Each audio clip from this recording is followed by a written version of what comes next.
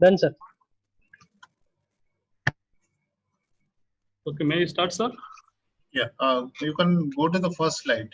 Okay. Francis, you can go to the first.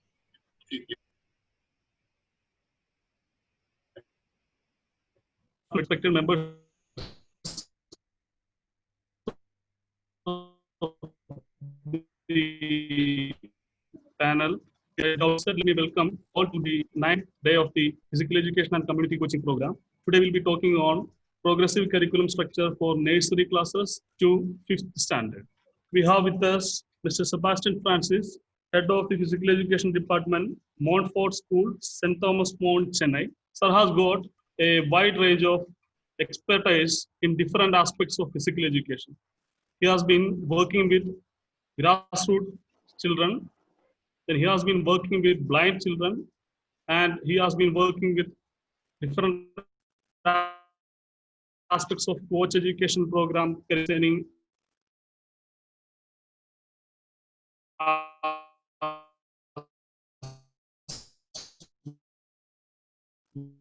so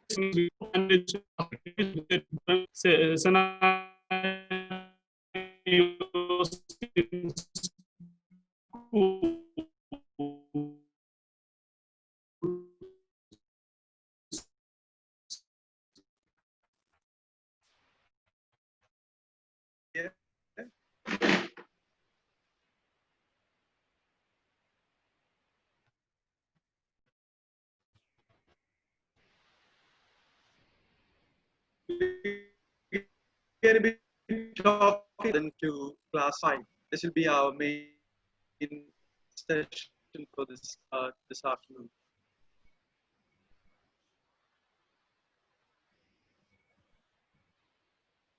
Now, whenever we are doing a PE program, the PE program is always going to be subject to what is available in that particular school. Because most schools in India, we have a wide range of schools in India where we have schools which have some of the finest facilities that PE departments can dream of in the world to put together a quality PE program. But at the end of the day, we can always set goals for our PE program. And one of the first goals that we look at is when our students leave our schools, they should have acquired a range of movement skills that will help them to participate in physical activities for life. Everything that we are teaching them in school, in a part of the PE program, is lessons for life. This is very important that we understand that these are lessons for life. They're not just for school purpose, but these are the lessons that they will carry with them, and hopefully they will continue to enjoy being physically active for the rest of their lives. The second goal will be to understand and apply concepts of movement and principles. As we go through school, we are going to be learning a different range of movements and activities that will help us in our goal to achieve our personal physical fitness and also enjoy taking part in sports activities. Until and unless we have this base, we are not going to be able to continue to enjoy. One of the reasons that many students drop out pretty early from PE programs and stop taking part in physical activity is because they do not have a strong foundation base of skills. And when they start demonstrating and when they take part, they feel embarrassed that they're not able to do skills. And they find their friends who are more athletic, who are able to grasp athletic skills faster, that they are able to perform them. And slowly they try to push away into the back. And I find that when children come to class 7 and 8, we're already looking at how we can hide inside school and not take part in physical activity. The other thing is about safe practices during physical activity with respect to themselves and the environment. When we are taking part in physical activity, it is very important to understand how the physical activity affects yourself and what is the range and how far can you push it when you're doing physical activities. Physical activities also help you with one of the goals is about how to interact, how to collaborate, how to cooperate. And this is Team sports is going to be one of the places where you're going to learn this social behavior, which is going to be very, very important in life as you go on into work, into careers. How do you work with people? When you are doing team sports, you're going to find all kinds of people in your team. Somebody who gets along well with you, somebody who doesn't get along with you, somebody who shares things with you, somebody who does not share things with you, someone who's trying to be the star in the team, and then you are supposed to be playing a supporting role for the star. So these are all the social skills that you are going to be developing through a quality PE program. Goal 5 is about achieving personal fitness and enhancing your own personal fitness. If you have been a part of a quality physical education program, you should be able to design and carry on. You should be able to design your own PE program that will help you to maintain a quality fitness. So when somebody asks you, like, what is your fitness program? And how did you learn to do these fitness things? Like, you can always refer back and say that this is what I was taught in school. I was taught about fitness in school, about keeping healthy. And when we talk about fitness, we're not just talking about physical fitness, we're talking about emotional, mental, and the nutrition side, the spiritual health. All this comes through PE. And this is what is going to help you to have a quality and active, healthy lifestyle. And one of the last goals is to also support and encourage those who excel in sports. So when you, at some time later on in life, you might not be very active in sports, but when you have a family of your own and then you start having your children, if you have, as a person and you as a family have got a foundation in fitness, then you are definitely going to start passing on these qualities to your children. So this is a lifelong process that is going to continue. As one of our speakers earlier said, it's from the womb to the tomb. So at every stage of your life, this is going to carry on.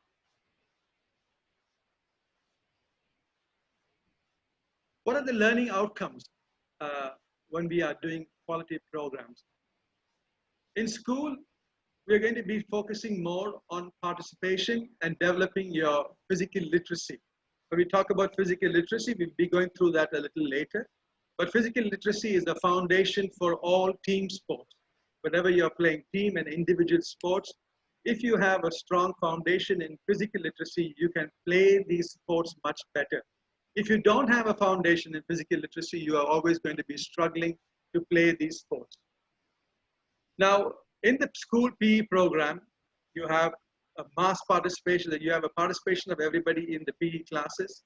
And then slowly what happens, the next level is where some of the students in the school are going to be moving towards representing the school teams, and they're going to be pursuing individual sports where they would like to excel. And then they get opportunities to take part in the school inter-zone, then the zonal levels, and then going on to the higher levels. And from the school sports, you're going to be leading towards the next pathway is to excel in sports. When you come into the high school level, and today you can also come in pretty early also, because we have under 13, we have under 15, we have under 17. So there are the three age categories. There are many sports that you have opportunities to play at a very, very high level at the national level. So somebody who starts in school with the PE program, then representing the school, the next automatic pathway for you is to go on to try and excel in your sports, if that is exactly what you and your family want to do. Age-appropriate activities. This is, we talk about pre-primary, upper primary, and then we have middle school, and then high school. So it differs around the world. We have different words for that. So like in India, mostly we talk about, we have KG, and then we have elementary school, which would be 1 to 5. And I think for middle school would be 6 to 8, and then 9, 10, 11, 12 would be high school. So when we're talking about age-appropriate activities, we're looking first at KG. KG is all about exploring activities and giving children the opportunity to enjoy and exploring physical movement. But once we come into elementary school, that is lower elementary would be 1 to 3, and upper elementary would be 4 and 5. In elementary school, at lower elementary, you're going to be focusing on developing your physical literacy. That is all your locomotor, non-locomotor locomotor skills, your manipulative skills. These are the key areas that we're going to be looking at. And once you have developed a foundation in these areas, the next thing is to transfer these skills into sport-based activities, which will be team and individual sports. Once you come into middle school now, this is where we're going to try and start fine-tuning you into becoming the school representatives. And we're going to start looking at excellence at the school level in individual and team sports with a strong foundation in physical literacy and improving on all the skills that you have learned while you were in elementary. Now, when we get into high school, the focus here now is going to be trying to push yourself a little higher in terms of team sports, but also we're going to be looking at individual fitness, improving your concepts on individual fitness, creating your own fitness plans for yourself, helping create fitness plans for others. And we are also going to be looking at health and nutrition. And over there in high school, we will also be touching very strongly, which at the moment in India, it doesn't happen. But what I would like to see happening is talking about personal hygiene, understanding sexuality, understanding drugs, substance abuse. These are the key things that children should leave from a PE program in high school.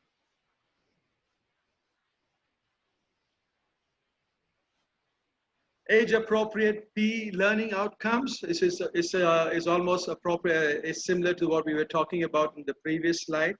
We'll start from the bottom there, age 3 to 8, that is our lower elementary and kindergarten like.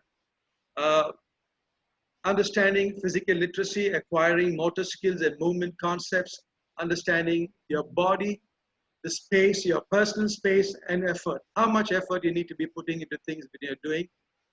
And also understanding what is general fitness. When I do physical activities, how I improve my fitness.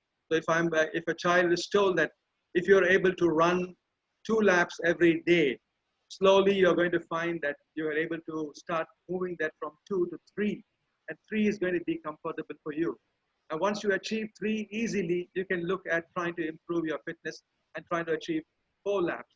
So all these things are like personal fitness levels that you are going to be slowly improving. As we get into class 4 to 8, we're talking about a broad-based development, acquisition of overall skills and concepts with physical activities and sports. Again, this is all going to be coming down to improving your physical literacy and transferring these skills into team and individual sports. When we talk about team and individual sports, we're talking about invasion sports, we're talking about net sports, and we're talking about wall sports also. So the sports can be a whole lot of sports, and also modified games where we are going to be involving all the aspects of physical literacy. And once we get into high school, 9, 10, 11, and 12, physical activity is going to be very important in these classes, because once students get into these classes, you will find a large dropout rate. Students tend to drop out of physical activity because there are a whole lot of pressures on them. There are social pressures on them, there are peer pressures, and there are cool things that some kids will be doing, like, hey, this is not important, PE is not important, like being active is not important. It's more important to hang out with your friends. And you'll find the motivation levels for high schoolers keep dropping very fast. And also the high schoolers have got the added pressure that parents and teachers, everybody expects them to have high grades. And so if they are getting high grades, everybody is happy. Like, so, I mean, you're talking about that. So there's not going to be much push like, hey, why are you not being active? Why don't you go out and play something? Why don't you do some fitness work? No, I've got homework to do. I've got assignments to do. And it's like, so the school pressure, the academic pressure is always going to take precedence, and physical activity is going to be dropping slowly. But this is where the role of the PE department becomes very strong, because if we lose them here, we lose them for life. We do lose them for life. If we can try and keep them with us and motivate them to stay active, stay physically fit, and continue to enjoy the sports that they were enjoying in middle school. Because in middle school is where you'll find that they are enjoying maximum number of sports. But as they get older, even maybe class 9 they might be, but the first board exam that comes along, 10th standard, you will find that children are under pressure to drop all their sports activities. And then again, when they come to grade 11, class 11, they might pick it up a little bit. And then again in class 12, they will start dropping it there. The pathway again now, what we spoke about, the school team, trying to take part in the school teams, representing the school, and then going on to the next higher level that they can perform at the state and the national level. So let us now come to our main topic, which is how are we going to focus on this age group, which is nursery to class 5, which basically, when you talk about nursery, they're going to be in, some of them will be in play school, some of them could be in early learning centers. But generally in most schools, when they come to a formal school, it will be kindergarten, that will be lower kindergarten, and upper kindergarten, LKG and UKG, and then class 1, 2, 3, 4, 5. So this is what we are going to be talking about. When children come to lower kindergarten, they've already got milestones that they've achieved, which is very important. When a child comes into a lower kindergarten program, you need to assess if the child has achieved their physical milestones, and was it age appropriate? Did they achieve their milestones? Because milestones can differ for children. Some children achieve them early, some of them could achieve them late, which could be crawling, which could be lifting their head up, sitting down, standing, and walking, the milestones that we are looking at. And of course, also their vocabulary. And then the grasping. The children start grasping for things, pulling, pushing, and hanging on to things. So once they have achieved those basic milestones at home, they're going to come to you in kindergarten. Now in kindergarten, what happens is many schools may not have a PE program, because in kindergarten, they always try to keep the PE program as a part of the class teacher's program. But personally, if you ask me, the earlier the children are exposed to the physical education teachers, which will be at LKG itself, if they are exposed to their physical education teachers, we have a wonderful opportunity to develop their physical literacy. If we have a program that is focusing on locomotor skills, that is walking, running, jumping, hopping, gliding, skipping, galloping, and on non-motor locomotor skills of bending, twisting, and the manipulative skills. So, but these are not going to be happening at KG, but we're going to be focusing a lot more on locomotor and non-locomotor skills. But the basic manipulative skills of trying to catch and of trying to throw will be happening at the KG level. Once we come into class 1 and 2 and 3, we really want to start laying focus very strongly on the manipulative skill, and also to build up more on the locomotor and the non-locomotor skills, because the manipulative skills are going to be very important for the children here when they go on to the next level of taking part in organized sports and getting into games. So catching, throwing, striking, using their hands, using their feet, and using equipment. So when we talk about striking, like we would always start striking by asking them to just strike a balloon. That's the easiest thing for them to strike.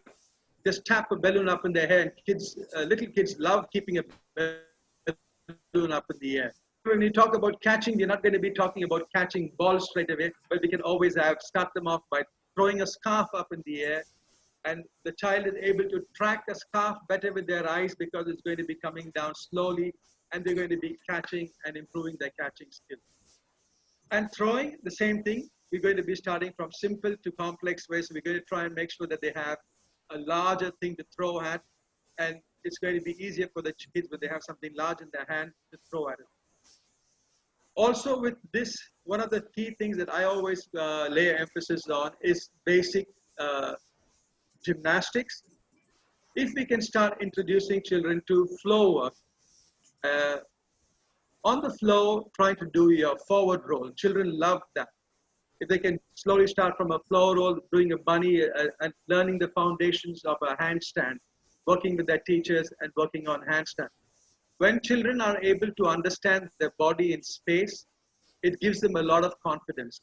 So when they are able to do gymnastics activities, it helps to develop their confidence. And this is one of the most important things that we have to focus is on developing their confidence.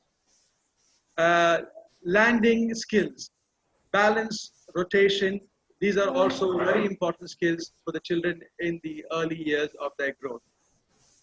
Once they've had these kind of skills and a strong base in this, and over here, there's another one which I would also like to emphasize on is swimming. If you have access to swimming and schools that have got a pool, it's great if you can get the kids into the pool as early as possible. Because a child when it's born is born in a natural womb, in a womb that is a complete ending to the child. But the longer we keep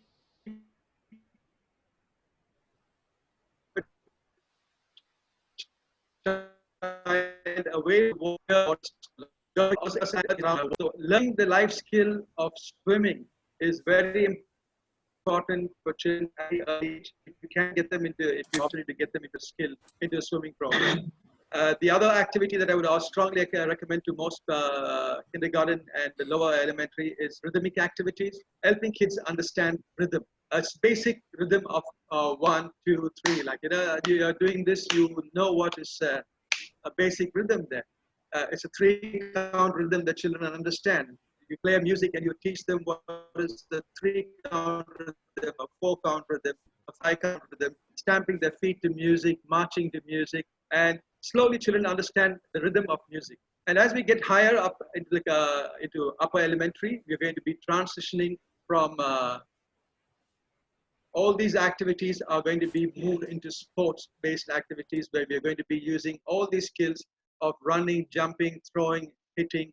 So when we talk about hitting, we're going to start thinking about our most favorite game is cricket. If you ask any kid, they want to play cricket. So once the child knows how to strike a ball with a with a bat, and we have taught them how to strike, so cricket is going to be easy for them. The next thing will be like a game like softball will become easy for them. Baseball becomes easy. So they know how to hit something with the ball. Same time, the children who have learned catching, so those who are out the outfielders, they know when the ball comes to them, they can catch the ball. And then those who have learned to throw, because they've also been taught how to throw now, they can learn how to throw the ball back to the person. So all the skills that you have learned, the locomotor skills and the manipulative skills, are going to start helping you when you move on towards team sports. Activity guides for children from 0 to 5. I mean, most PE teachers are not going to be having access to children between 0 to 3. But when they come in from LKG and UKG, yeah, you're going to definitely be having opportunities to work with them if your school provides you a program. So this is where as I was saying this morning, this program should be all about exploring. Children are going to be given the opportunity to explore. But before that, when the children come to you, it is very important that you have a structure for your class. If you don't have a structure for your class, you don't have a plan for your class, if you have not got a proper lesson plan, it's going to be difficult to make sure that you're going to have a quality time when they come there. Have a basic lesson plan based on your space. What is the space you have? The number of students that are going to come to you. And at this age, you definitely need assistance. So you need to have an assistant there, which could be the class teacher himself, herself, because most of the KG classes have lady teachers who are in charge of their classes. So you would need her assistance because the children are more comfortable with her, that she is present there. And once the children come to your class, the space should be a welcoming space, and it should be a space that is only for them. And whatever equipment that you're using should be readily laid out for them there, if you have equipment to do. And then, according to your class, to have 20 minutes of activity, 1 or 2 years down in the free play, bring them together, make them sit down, calm down before send them to their classes. This is very important for the younger ones. When we talk about nursery to class 5, here we are going to start stepping it up. Whichever class you're going to be having, until and unless you have a class management plan. This is very important for you as a teacher. You must have a class management plan. When your children come, you have got to be present in that space where they are. And I see it quite often in most B schools in India, it's classes in India. The children are come to the class, the teacher is not there. That cannot happen.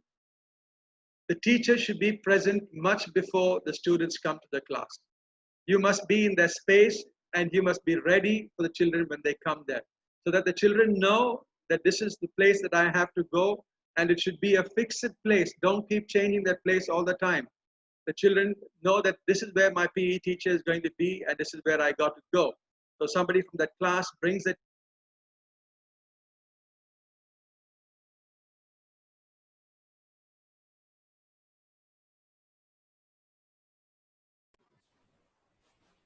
Hello, sir. Sebastian, sir.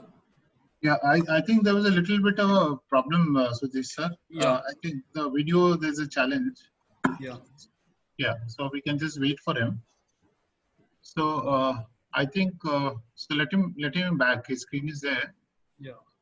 So basically, what he was talking about is that we need to have a plan, and for nursery to 5th. Sujit sir, you can just give him a call while I'm just talking about. Yeah. Okay. Okay. So on this one, so the activities which are there for nursery to 5th. So before this, we talked about 0 to 5 years. That's basically the children who are basically in the first 5. So here we are talking about the second thing, which is about the children who are class 1 to 5 typically, or nursery to 5. What you need to do is to engage them in different kinds of activities. So one of the popular set of activities are the animal poses, which are so lot of walks. So बहुत सारे बच्चों को ये पसंद आता है कि उनको एलिफेंट कैसे चलता है, हॉर्स कैसे चलता है, हॉर्स की गैलपिंग हो, एलिफेंट की वॉक राजा महाराजा जैसे होता है, तो bear walk, crab walk, crocodile का वॉक, स्नेक जैसे रन करना. तो इस तरीके से बहुत सारे एक्टिविटीज होती है, तो बच्चों को बड़ा पसंद आता है. Similarly, ball games. So whether it is big ball, small ball, all kinds of ball, soft ball, hard ball, तो बहुत सारे games होती हैं जो बच्चों को बहुत पसंद है. Similarly, challenge courses. Challenge courses are typically you actually can create circuits. Fun circuits आप बनाइए. तो जैसे ये है, उसका hurdles का size धीरे-धीरे बढ़ाते रहिए sizes. Similarly, मान ली hula hoops के through कर रहे हैं, तो जो डिस्टेंस बिटवीन जंपिंग अगर कर रहे हैं, हुला हूप्स के बीच के जो डिस्टेंस है उसको भी हम बढ़ा सकते हैं.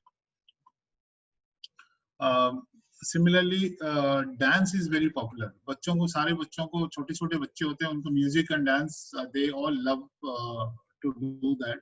सो you can actually include aerobics. You can also include games which are small group games, or for the or also games for the entire class. Similarly, you can also do a lot of individual physical activities.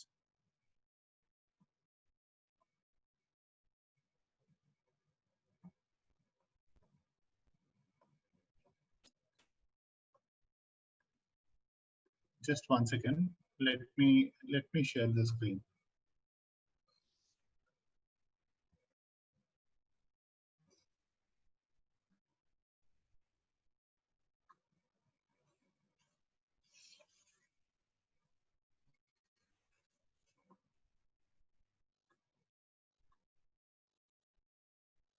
Sujit sir.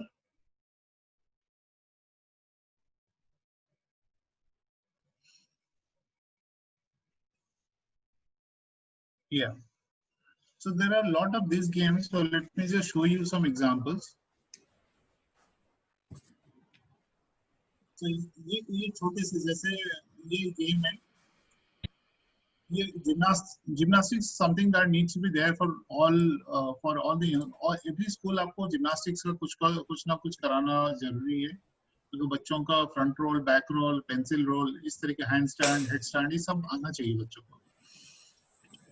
Similarly, basic things. So these are like different kinds of walks that children can do. Very simple, nothing complicated. Similarly, you can have circuits.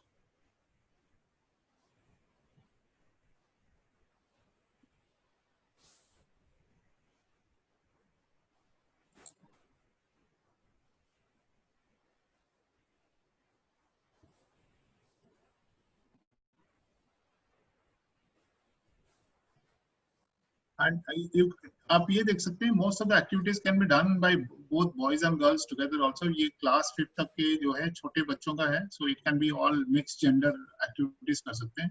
Similarly yoga की activity, yoga तो नहीं, stretching की activities हो, पुल outs की activities हो, छोटे छोटे ball के साथ आप एक्टिविटीज कर सकते हैं. So you can do all those activities. Then things like moving with music के साथ you can do a lot of activities. Partner activities बहुत पॉपुलर है. जैसे आप 3-legged race होता है, या तो as an example mirror करके गेम है. mirror, one person is a mirror like that, मतलब उल्टा करना है उसको.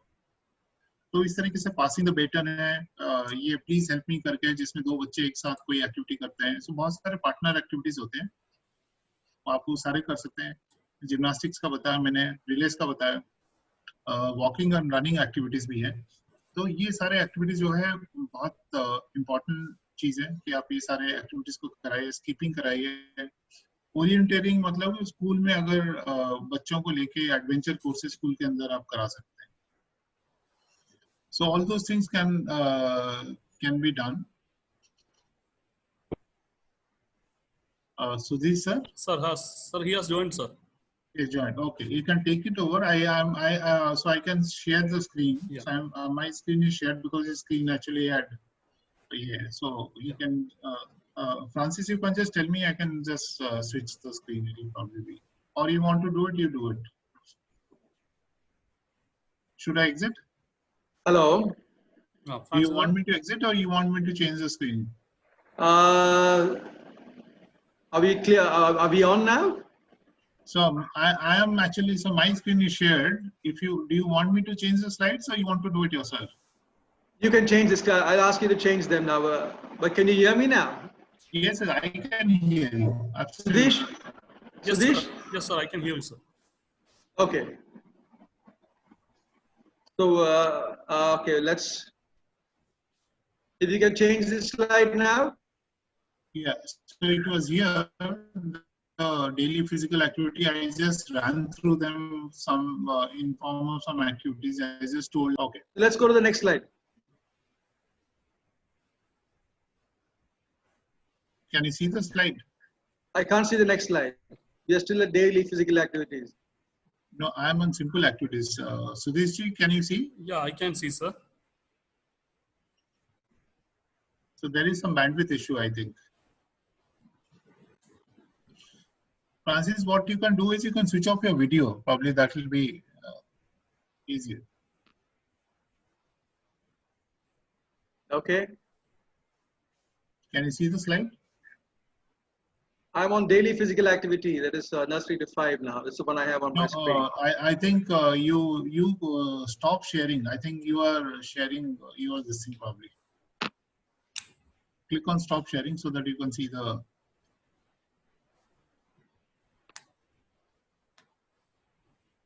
Can you see now? Not yet. Okay, let me stop sharing. I'll share again. Okay. So you please share your screen. You will be more comfortable.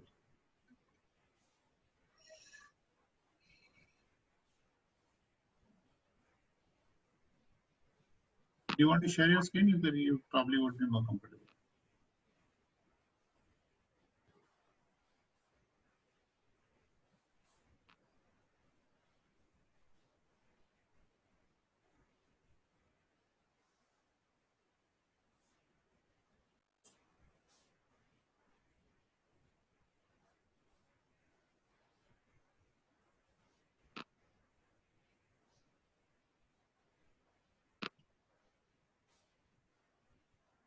Go to your email.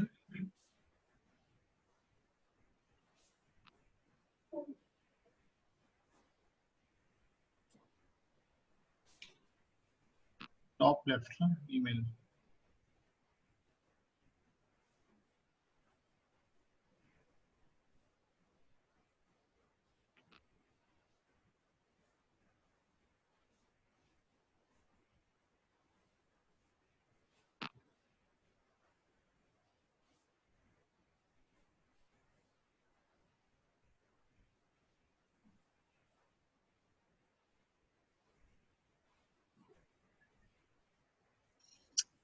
No, just click on the top left of your email, not here, your email. Go back to your email. Yeah, go back. Yeah. Go to inbox. I had shared with you. Go down. Go down. Go down. Go down. Yeah, that one. Age appropriate. Day 6. Yeah. 1:55 p.m. Yes. Open this one. Yes. Yes. Open slides.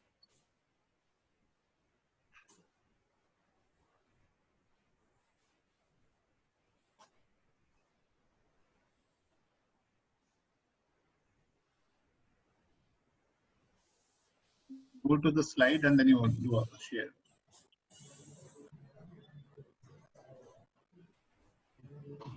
Go down. Just need to use the scroll down. Use a slider to slide down. Yeah, slide 9. Yes. So I took them through some of the activities. So is it now we are good to go? Yes. So you already done some of this, isn't it? Yeah, that's right. Okay. Yes. So let's talk about movement to music. Body and rhythm activities are something which children enjoy doing from class 1. You can just cross it out so that it's not visible. Sorry, Sudesh? You can just cross it out, which says view to request access. No, just cross it out. Yeah. You don't have permission to play, just cross it out. Yeah. Yeah. So, yeah.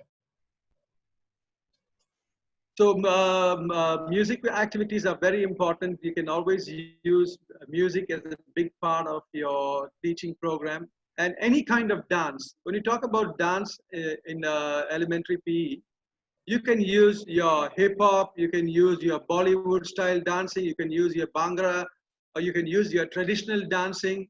Any kind of dancing that promotes physical activity can always be included. So it is up to your own place, where whichever part of the country you are in, whatever is popular with the kids, try and use that music and create a dance program based around that.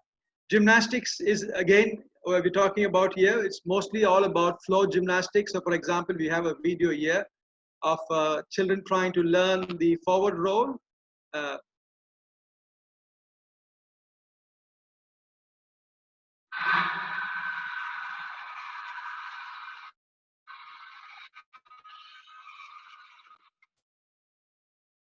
So any kind of physical gymnastics activities that can be done, and of course there's plenty of resources available online. If you go in and start just Google and say class grade 1 to grade 5 gymnastics activities, you will get a whole range of activities that you can do for your children from grade 1 to 5.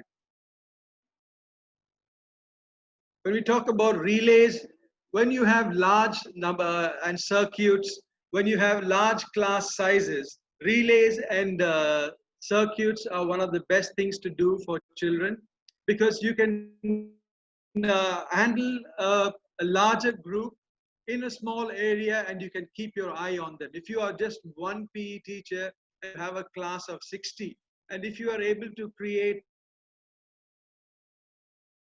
and do in groups, that will keep them engaged and they will also, whatever you're learning that you want them to do, if somebody is being taught how to dribble a ball in one line, and in another line you have people who are passing the ball to each other. So if you're doing a basketball session, you can create different kind of circuits where the kids are going to be practicing each of those skills. That one could be dribbling, one could be passing, one could be a chest pass, one could be a bounce pass, and you could have one side of it, you could have a continuous shooting going on. So, and then you turn them around, and after 2 or 3 minutes of one activity, the children move from one station to another station. So before the class gets over, the children would have experienced shooting, passing, dribbling, everything that happens in the game. And then you put them together and ask them to start playing a game before they finish for the day. Skipping is another one of those activities in elementary which can be used for all levels as part of the locomotor skills when we're learning. And same with orienteering and adventure activities. Orienteering is now at the classes 1, LKG, UKG, and that's where orienteering comes. When children come into school for the first time, when they come into your class, it's very important that they come to know the physical space that is available in the school. So this is where the headmaster's office is, this is where the principal's office is, this is where the school office is, this is where the PE office is. You give them a chance to walk around the school and understand the orientation of their old school. Adventure activities, if your state, wherever you are in, you are able to have access to spaces where you can go and do adventure activities, that will be a tremendous learning for children in the elementary school process. Here we have a screenshot that shows the basic locomotor skills: walking, penguin walk, butterfly walk, dolphin, a bear, galloping, leaping. So there are a whole lot of locomotor skills that children can be taught. And this again comes down to physical literacy. Make sure that you are referring and researching a lot on physical literacy, because physical literacy is the key word today. We are trying to make our students physically literate, but that is not something that happens overnight and it ends. Physical literacy is a continuous process. That is a lifelong learning that happens with physical literacy. Directions. Whenever we are in sports, when we start playing team games, when we start also doing individual sports, we are always trying to give them directions. Okay, go in a straight line. Children have got to understand what is a straight line, how to go from point A to point B in a straight line. In the same way, once the line is curved, then we have a zigzag pattern of running, or there are different patterns of movement. So you're going to go straight and then come back. You're going to go straight and stop there. You're going to go up, go down, turn left, turn right. Directions are also very important to be taught at elementary stage. Here there is a complete screenshot of all the manipulative skills, the running skills, the dodging skills, and then bringing them together as mixed skills. Now, you can develop each of these skills as an individual activity, and then once the children have acquired the basic skills, you bring them together and you put them into mixed skill activities. Like, so for example, now, if you have taught the children now, let's say hopping. If you have taught the children to play hopping and they're able to hop on one foot for quite some time. Now, how do we bring this hopping into a mixed skill activity? And a very common game that children play is hopping tag. So you're hopping and trying to tag other people. You have two teams. One team is the running team, and one team is the tagging team or the catching team. So you're hopping and trying to catch people, and the other people are trying to run and dodge away from the catcher. So that we are bringing all these manipulative, these skills, the locomotor skills, into this game. Once you have learned manipulative skills, for example, if you have learned how to strike a ball with your hand, and if we just tie a net across and we have a balloon, a nice big size balloon, and the kids are just whacking that balloon across the net, they're using their hands. So that's the foundation of volleyball. So every skill that you learn, the manipulative skills, the locomotor skills, you got to put them together in mixed skill activities, and that will also help into leading up into games and sport. Here we are looking at the full engagement of children. You can see children are doing a mass activity in mass PE, And then you find children that are doing partner-based activities, which is more like a dance activity that they're doing with their partners. They're working on their manipulative skills, trying to hold a ball, passing a hoop to each other. And this is one of the activities, the parachute activities, where you can get maximum number of children engaged for about 10 to 15 minutes continuously doing different kind of parachute activities. Parachute activities is, I mean, the parachute, but what I would suggest to people who are not able to access a parachute is to try and get these flex screens. If you can get a large flex screen, which is available all around the country, and many times these flex screens are put up for these political rallies and then they're just condemned. Like, try and outsource to try and source these screens which the children can use as parachutes. And once you start using these parachute activities, these are fantastic activities for developing upper body strength for the children. And this is more about muscular endurance. If you watch, there's a lot of noise, there's a lot of enjoyment.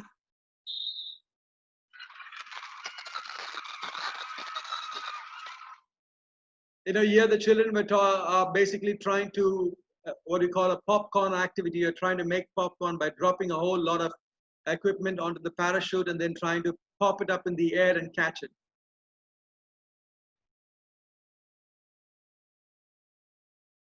It is very important in our PE programs to make sure that every child is actively participating in the class.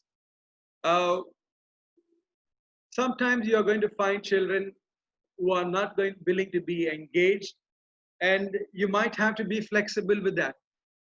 You never know what is going on for that child that day. Something might have happened in class, and they might come into your class and they might be saying like, sir, I don't want to I'm not feeling like taking part today. Or it could be, maybe it's just that he's not probably even eaten the whole day, and when he comes to the class of doing physical activity, he's going to find it very difficult to do. Like, so make sure that you have a process of understanding your children when they come into the class. And if somebody is not actively taking part in your class, find out why. If you can quickly gauge what is the reason that the person is not taking part in your class. Of course, when you're doing this, you don't want to take your eyes off the rest of the class, because one person should not occupy your attention completely. You want to make sure that you are with this person quickly. They find out, yes, no, can this person come in? Okay, if you're not able to do the class, sit down in the place where I can see you. But don't spend too much time with this one particular person and ignore the whole class.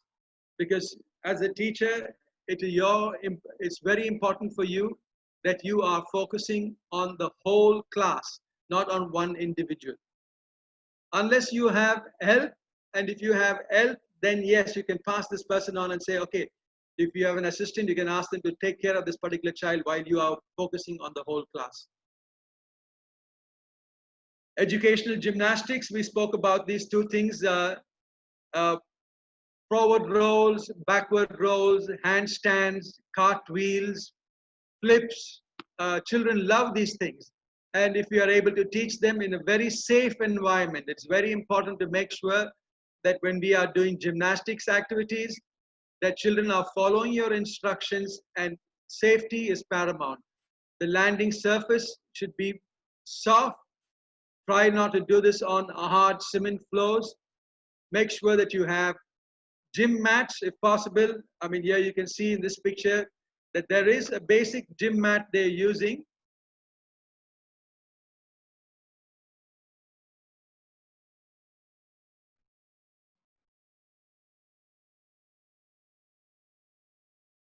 And you can see that the children are waiting for their turn. And when one person gets off the mat, the next person is starting. So there's quite a good safety protocol there in this class.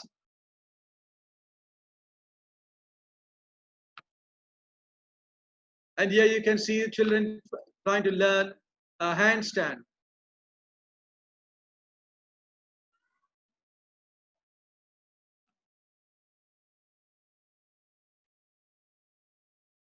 Very important in all your PE classes is to make sure that your PE class is inclusive. If you have children with special needs in your school, Please do not try and keep them separate from your class. Always try and include children with disabilities in your class. Find ways of, it may not be easy, but find ways of how they can also be actively involved in the class at all times.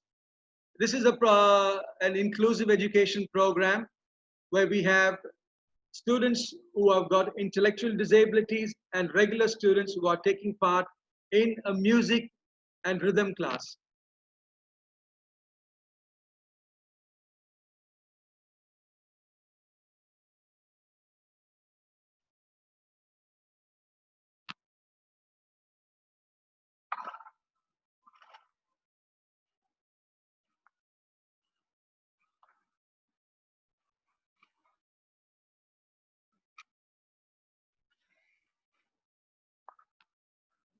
Now, if you see here, there's one person who's just standing there. He doesn't want to take part in the class, but it doesn't matter. He's there and he's standing with the class. He's being a part of the class. Slowly, he will come into this class.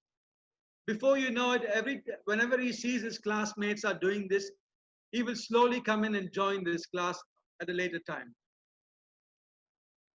Circuits, a balance activity here.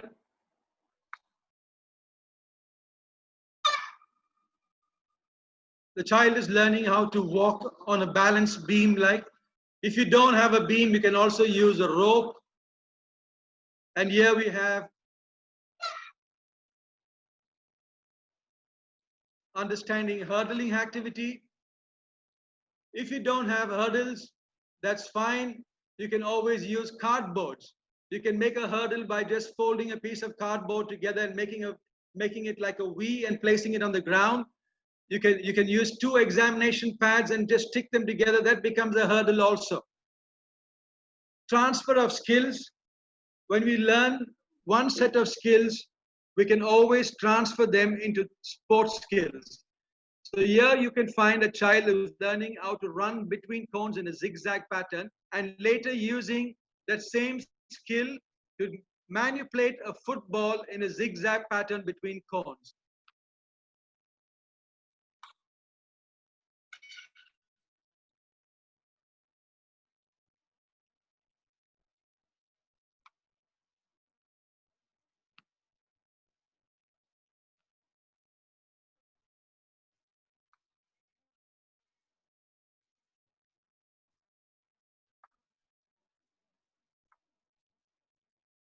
So once the child has learned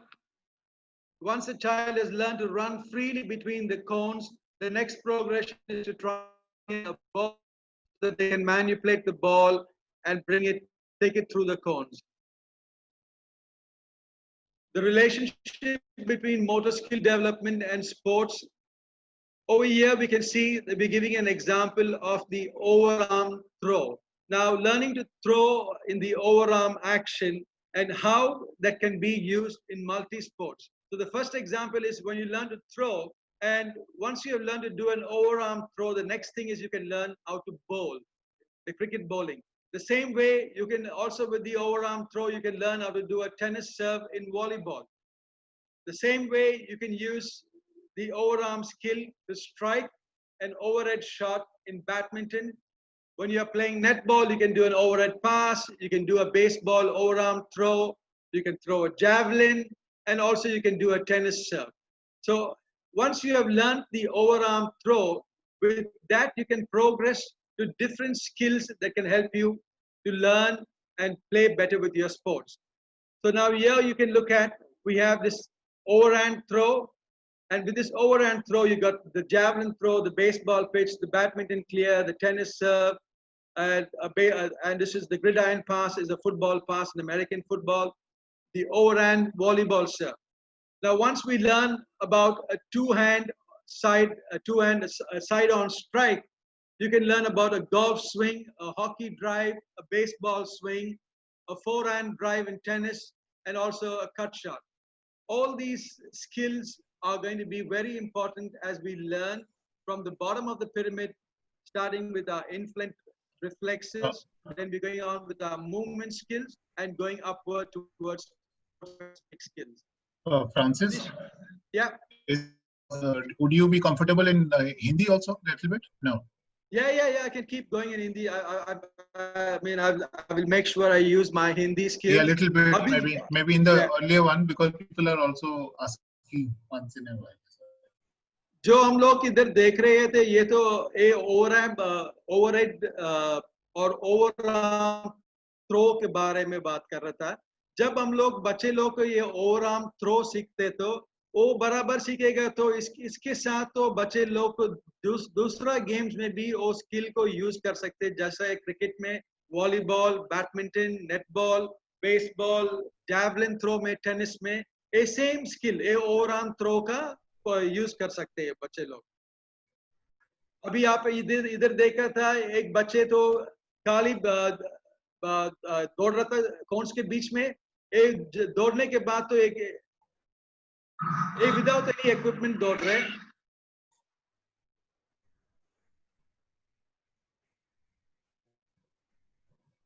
और next progression में तो इसको same running locomotor skill with manipulation. अभी manipulation भी कर रहे हैं बच्चे, एक फुटबॉल से इसका पांव यूज करके और ड्रिबलिंग कर रहे हैं between the cons.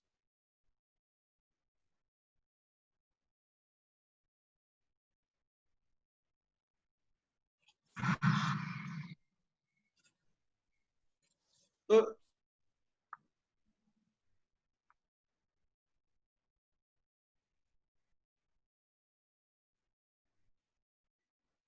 In this slide आप देख रहे हैं एक स्कूल में तो हम लोग के स्वप्न होता है, दिस इज अ ड्रीम.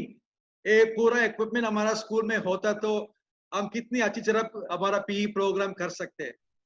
पर रियलिटी है you can use English. I think people are saying that your English is very good. So okay, I switch back there. तो impressed with your voice. तो ये तो हमारा बेसिक पीई इक्विपमेंट्स है elementary PE programme का, but ये तो हमारा सभी स्कूल में नहीं हो सकता. हम क्या कर सकते हैं, तो यहाँ it's how can we modify this, what can we do to modify? And as I said earlier, the strength of Indians is our jugaad. We are very good at improvising with anything. We can make something out of nothing. But what we need is this idea in our minds, and this is what we are trying to show you now. These are the equipment that you can create with whatever you have available around you. So when we talk about, like for example, we talk about this agility ladders. It's very easy to make this ladder. All you need is 10 bamboo sticks, about 1.5 feet long. And if you can get a rope, you can tie the rope up from one end and connect all these things. And before you know it, you have an agility ladder. If you're going to the store to buy an agility ladder, you might spend about 1,000 rupees on an agility ladder. But you can get this done at home with bamboo, with any flat piece of plastic and some rope, for less than 100 rupees. Same way with your skipping ropes.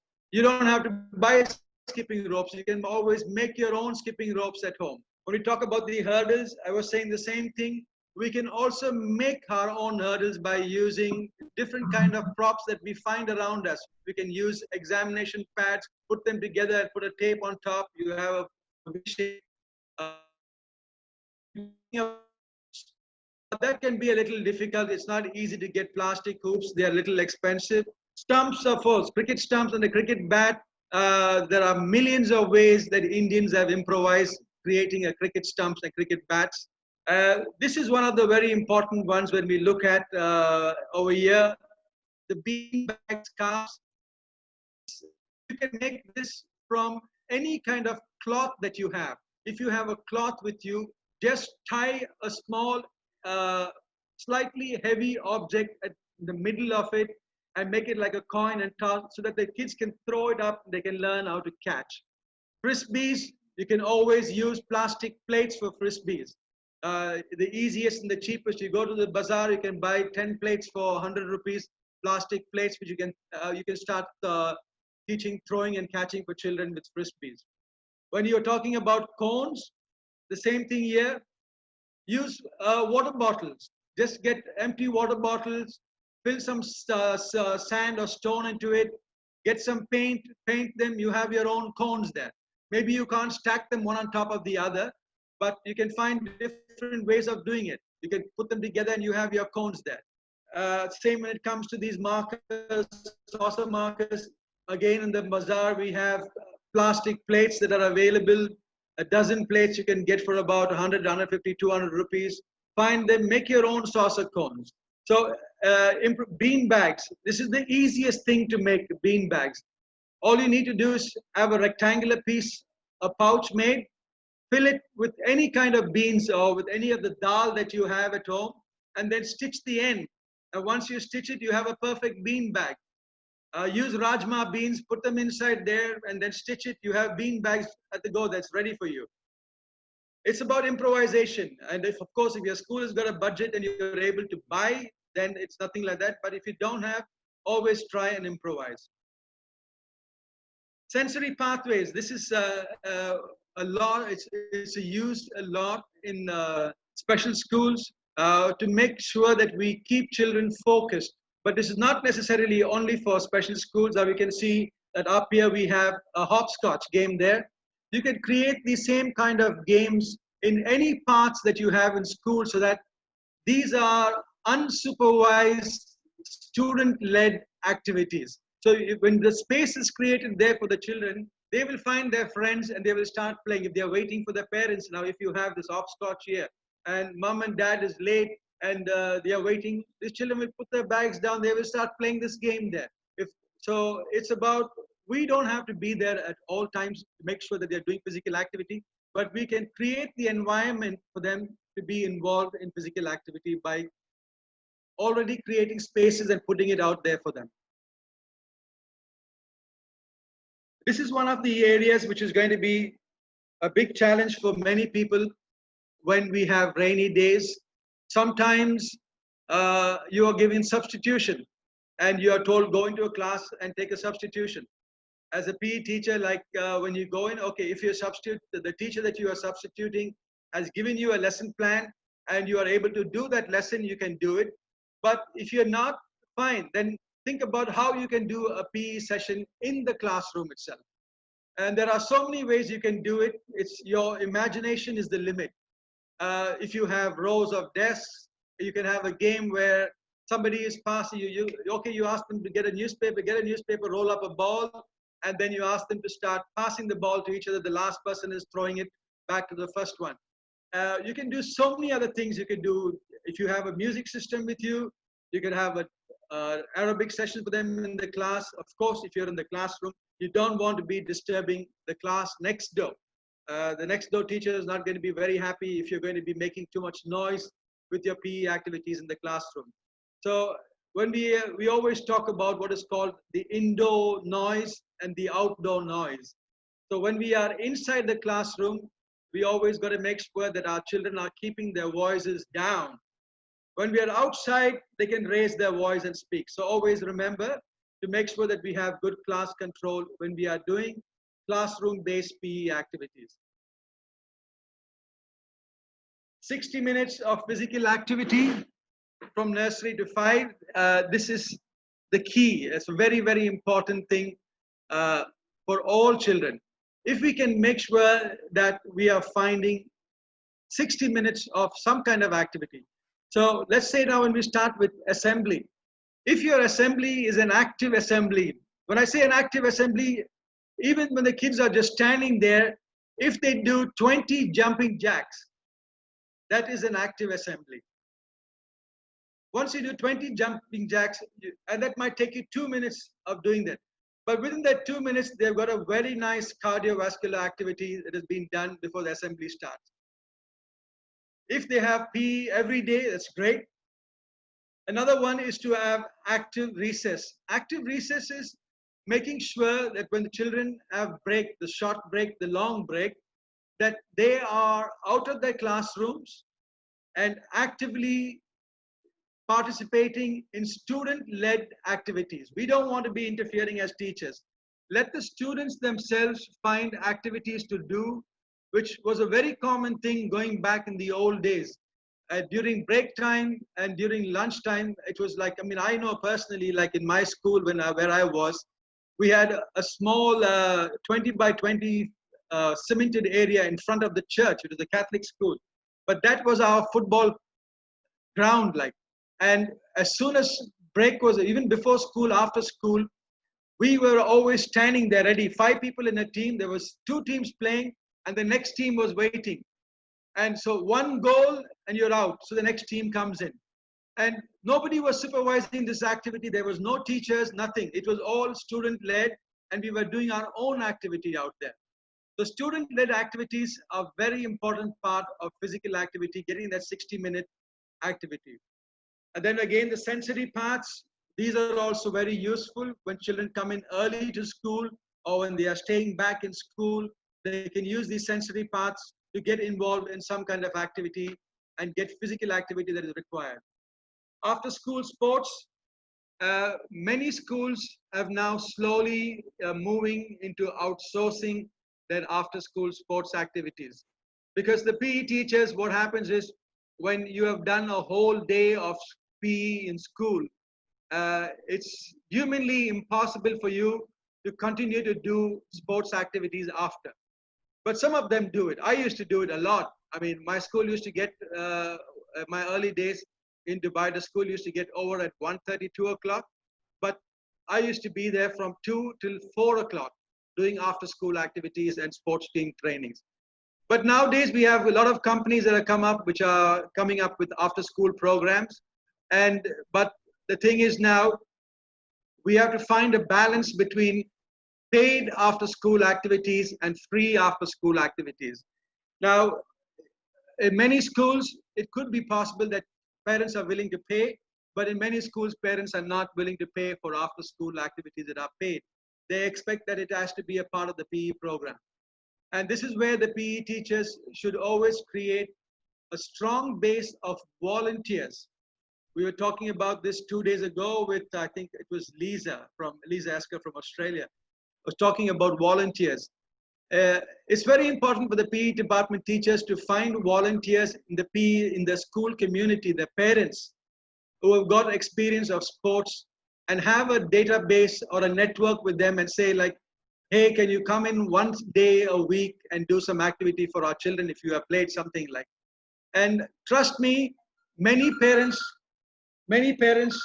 are willing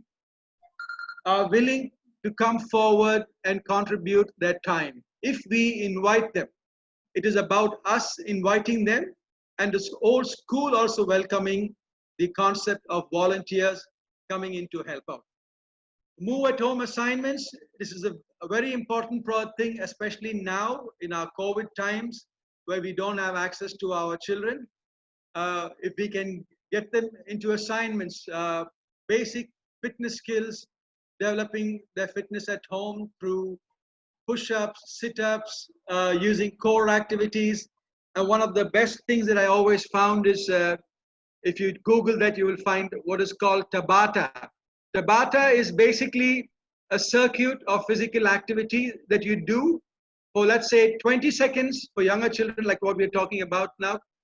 You do, if you, let's say, for 20 seconds of jumping jacks, and then you get a 10-second break, and then you do another 20 seconds of, let's say, sit-ups, and then you get a 10-second break, and then you do 20 seconds of on-the-spot running. So you do 6 activities that will take you to about 3 minutes of continuous activity with 10 seconds break. That will be 1 set. And then you look at doing 3 sets of that. So these are some of the kinds of activities that you can assign to your children now, especially at COVID times, and ask them to start doing at home.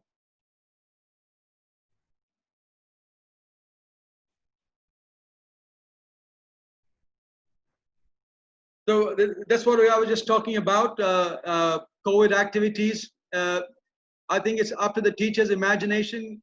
You can go on with whatever you want. Another thing is we're talking about is cross-curriculum. Now, cross-curriculum is, this is how PE teachers are going to make your role indispensable in school. So for example, now, if you have children in class 1 who are coming to you, and if you have a conversation with the class 1 teacher, and she tells you like, sir, I'm doing addition for my children, and is there any way that you can include addition activities in PE when they come? So find a way of how can we do addition in PE classes. So if we are doing, okay, today we are going to, when they come and they say like, we're going to do a set that will be comprising of 4 plus 4 plus 4 plus 4 of different activities. So the children are going to also be learning their addition there. Same way you can do with subtraction. You can learn, you can also do it with English language, learning new vocabulary. When the children, for the example, the teacher says, I'm talking to them about colors, I'm talking to them, or the math teacher says, I'm talking to them about rectangle, about square, about round. So circles or whatever, try and also include them in what we call is cross-curriculum activities. I'm just going to go through that. Yoga, this is the gift of India to the world. And what you see here is in many schools around the world, when they are not able to understand the technical term of the asana that they are doing, they have modified these asanas into simple things that children can understand. So it will be the downward dog pose, the cow pose, the lion pose, and a whole lot of poses which are more easy for children to understand and attractive to children. So when you talk about the warrior pose, it's like the child understands, okay, it's a ninja, the downward dog pose. So when we look at the technical term for them in the yoga language, it might be a little difficult for them. But if we make it simple for them using animals and different kinds of other expressions, they begin to enjoy the yoga. Planning PE sessions. Now we can give you a whole lot of planning here, but my general thing to you would be, look at your school term. How many terms do you have in your school? Some of you have 3 terms, some of you have 4 terms. Now break down your PE classes into each term, and then try and say like, okay, at the end of the first term, if class 1 is coming to me, what should the children in class 1 have learned? And from there, this is what we call backward design. So you have your learning outcome, and then you start designing your PE curriculum backwards for each class. So, okay, they're coming to me. Let's say now I got class 1, and by the end of class 1, the first term, which could be, it could be 8 weeks for some schools, and you might have 2 classes, that will be 16 classes in term 1. So you want them to do running, you want them to do skipping, you want them to do galloping, you want them to do jumping, a whole lot of the locomotor skills. So by the end of first term, they should be able to demonstrate to you that they can do these skills. Also important is everyday assessment. When your class is over, try and give the children a score between 1 to 5. And why I say this is based on the learning. And this is not about how well they perform. It is more based on their effort, their attitude, how they collaborate with each other in their class. So you can tell them, okay, Ramu, today you got a 4, you got a 3, or somebody got a 5. But please don't give them a 1, because at least if they turned up in your class, they have done something. So let's keep 1 for some, let's not have 1 at all. But 2, 3, 4, and 5. And make sure you tell, somebody says like, why did I get a 3? So children are always going to come back. I mean, I remember when I was doing a class once, and we finished the session, and I was telling my assistant, and this was an after-school program, it's football. I said, I think today we had a good session, everything went to the lesson plan. So the children were sitting down, we were having a downtime, we were talking. So I said, any questions? And there was this one guy who put his hand up, and he said, I did not like your class, he said straight away. I was like, wow, okay. So I'm looking at my assistant. We just said we had a good class, and now there's one kid who's saying like, I did not like the class. So I asked him like, why did you not like the class? And he says, you know that game that you played in the beginning, in the starting, in the warm-up? You played the traffic light games? I said, yes. But all the time you were the traffic light. You never gave us a chance to be the traffic light.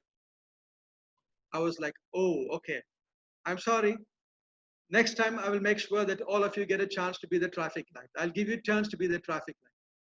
So it's when we have a session, when we finish, it's about getting feedback from the children also.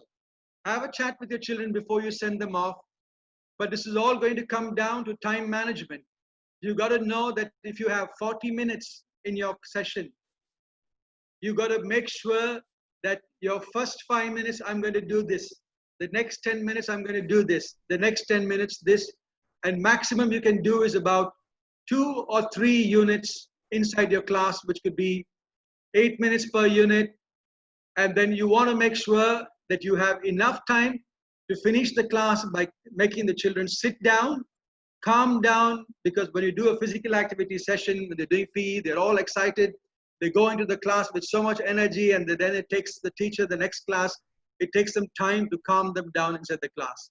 So make sure that before your children leave the class, that they have calmed down completely, and then they are ready to go on to the next session. So there are different planning sessions here. There's a long-term planning where we're talking about working in groups.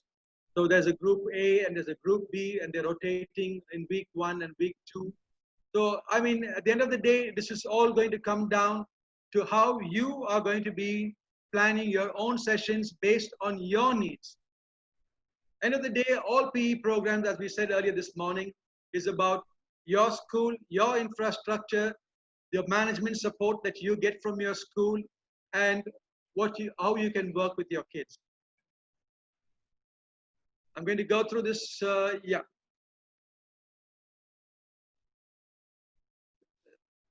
Over here we have a complete summary of the whole PE program. It's very important that the children gain skills, and it's not the age that is important here, but it's the order of how they gain the skills. So we said like our basic locomotor skills, non-locomotor skills, manipulative skills. Then from there we are going on into team sports. So it's the order which they are learning the skills. Whenever we are taking a class, this is a very key point I want to make sure that most of PE teachers understand. When we are in our early careers, we tend to be involved and start playing with the children. Don't forget, you are the adult there and you are the teacher. So it is very important that you don't totally get involved in playing with the children, that you forget that you are responsible for the safety of the class. So when you start playing, you're focused on playing, and then you tend to ignore that your role is to supervise this whole session. So always make sure that when your classes are involved, that you are stepping back and watching them from a safety perspective. Allow children to explore their own activities, feelings about different activities. Some of them are going to like some activities, some of them are not going to like activities. That's perfectly all right. Everybody is not, this is not one size fits all. So there might be children who don't like certain activities. So that's going to be a challenge that day. Feeling of success is really important for children. Positive reinforcement. This is what we are talking about. Every time a child is trying a skill, if they are successful in doing that skill, they are going to feel good and they want to do it more. But every time they fail to do that skill, and if it is hard for them, it is always important to try and make it a little easier for them. Give them an easier challenge and say, hey, let's try and see if you can do this now, if you're not able to do that. And so the moment you can drop the challenge a little down and the child is able to achieve it and master that, then again you start stepping it up. Quantifiable, measurable fitness goals. This is our key here. At the end of the year, you want to see the changes in your children from the beginning of the year towards the end of the year. How have they improved their cardiovascular endurance? Have they improved their strength, muscular endurance, their flexibility, and their body composition? These are things which we can always tell the children and also measure these. If we have at the beginning of the year, you do an assessment at the end of the year, or if you're able to do it at the end of each term, and give a report saying like, okay, you started here and this is where you are. You've gone up now. You have improved with your health-related fitness goals, or you have dropped them. So same way with skill-related fitnesses. We have a whole lot of tests to check how you can test their power, their speed, their agility, their balance, their coordination, and their reaction time. We have tests for this, which can also be used to give them a measurable fitness goal. 5 to 8 years, we have the BMI. BMI today, what we are using is based on Western standards. I think we are yet to come up with a proper BMI for Indian standards. It's in the process. I think there are many companies that are working on trying to create a BMI for Indian standards. You can do different tests. You can design your own, go online again, be creative, find ways of testing it. And the older ones, always make sure that you are testing all the components of the skill and health related fitness.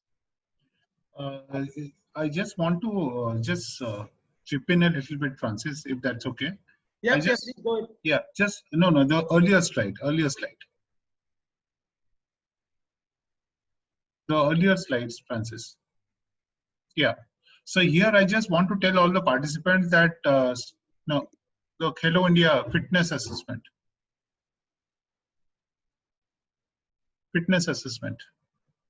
Yeah, please go on, Sujit. The one after this, where you have the fitness assessment. Yes, thank you. So, so this one, I just want to tell all the participants that we have 2-day session on Hello India fitness test for school-going children.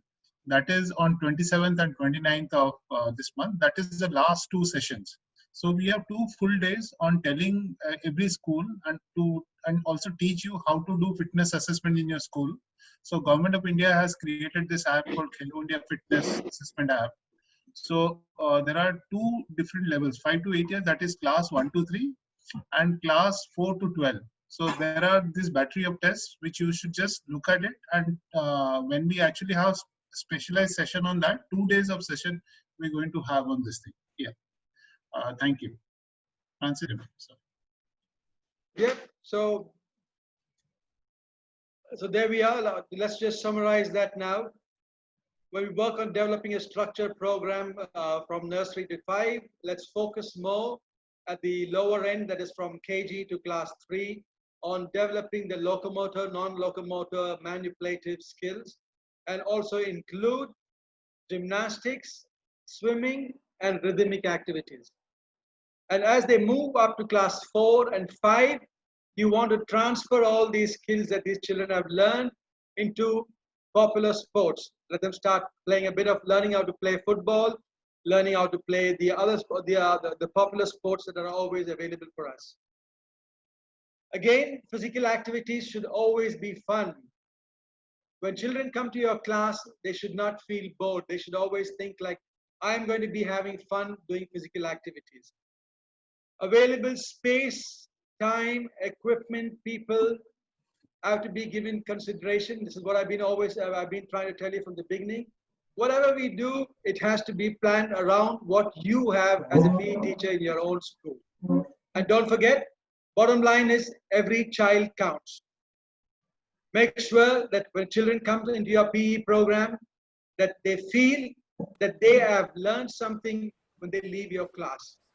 They may not tell you that today, they may not tell you that tomorrow, but maybe 20 years down the road when they see you, like many of my students have come up to me and always told me like, we had learned so many things in your PE class that we could never learn anywhere else. And that for me is the most satisfying thing when somebody tells me that. So I wish you all the best. Thank you very much. Jai Hind. Thank you very much, sir. Sir, shall we move to the question answer session? Yep. Sujit, sir? Yes, sir. Yes, sir. Yes, sir. I will start from where you have stopped. Each child counts. But then, sir, persuading these people to exercise, it is a Herculean task. Especially in India, we are more attracted towards other kinds of recreation than physical activity or exercise. Sir, a question from Bhima Bisht.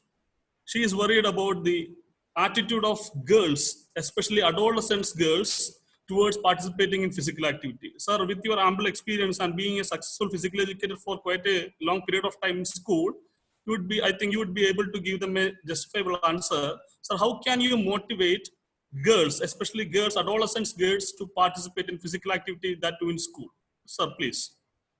Yeah, this is a very important aspect of the reason why girls drop out from physical activity and sports.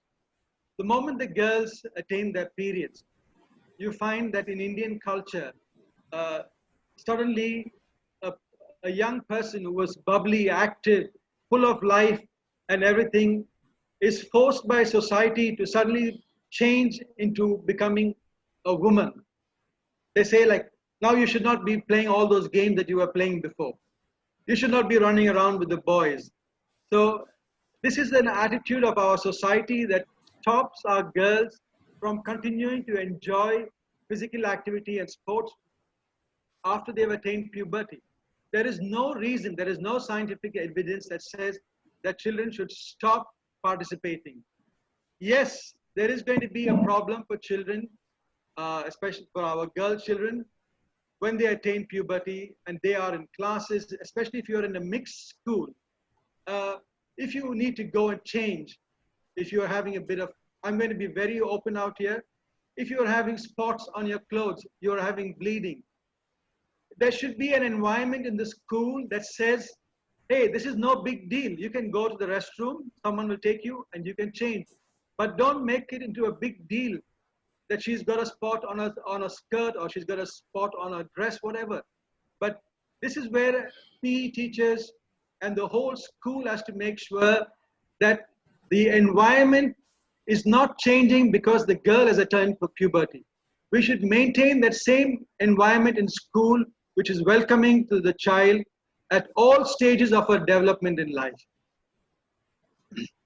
Yes, sir. As you rightly said, the entire school ecosystem should support a girl child in order to step into the physical activity and sports. Right, sir. Sir, we have one more question from Arun K. Sir, as we said, we should have a strong plan for imparting physical education classes starting from nursery till +2. But then, now, especially for nursery, we are having an idea that whether structured physical activity plan or structured play plan or else unstructured play plan, which would be befitting the nursery class? See, it's a combination of both, because first thing, remember, we want it to be fun. Kindergarten is all about fun and exploring. But you should also be able to slide in a little bit of structure, a little bit. You don't want to be too strict on structure. You got to line up, you got to do this, you got to do that. It's a little bit of structure, a lot of fun, and a lot of physical activity. So this is what I would emphasize on. A little bit of structure, but let it be more on the exploratory side. But don't forget, safety is the key here. When the children are young, let's say, for example, you have a space and you start asking them to just run. Now, when young children of 3 and 4 are running, they are not able to understand what is their personal space. They do not know how to stop when somebody comes in front of them. They do not know how to dodge somebody when they're in front of them. So they're going to bang, there's going to be a collision. So this is where the structure starts coming in. So you want to start teaching them how to move in space. This is where we're going to have structure. So when we are walking, if all of us are walking, let's start by walking. We have a small room, we're all walking, but we got to make sure that we're not going to bump into somebody else. We got to learn what is my personal space. So this is my personal space. If I put my hand out like this, or if I put my hand out like this, all this is my personal space. So if somebody is coming into my personal space, I must know how to block the person who's coming in, defend myself from getting hurt, put my hand out and stop that person. And I also should not be going into somebody else's personal space. So in nursery, it is very important to have a bit of structure, but lots of fun and learning and exploration. Yes, sir. In order to conclude, what I feel is that now we have to focus on fun as well as we have to keep safety also in mind. Okay. Yes. Now, for today's session, I think this is enough, sir. Over to you, Sujit, sir. Yeah, I think it was a very informative session, Francis. I think very beautifully explained in terms of examples and real life examples, because you being in school, you experience that every day. I think you shared a lot of beautiful little things, snippets. I think a lot of people are actually saying it's a very nice session, and they're finding something which they can practically use in their own school. Apart from a structure, you also talked about a lot of variations that they could do and real examples.